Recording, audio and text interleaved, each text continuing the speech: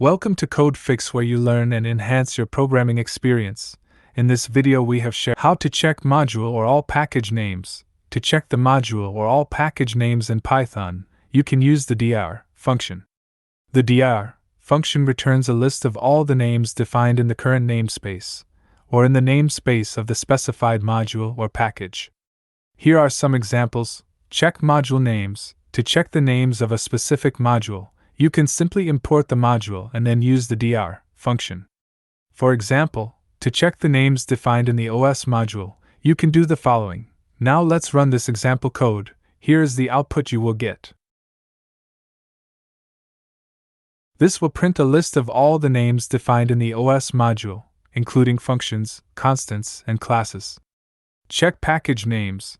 To check the names of all the modules and sub-packages within a package, you can use the prequel module.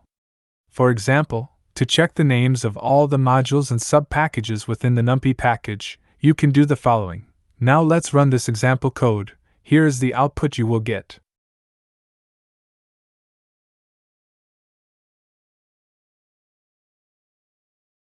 This will print a list of all the module names within the NumPy package. Note that some modules or packages may define a large number of names, so the output of the dir function can be quite long.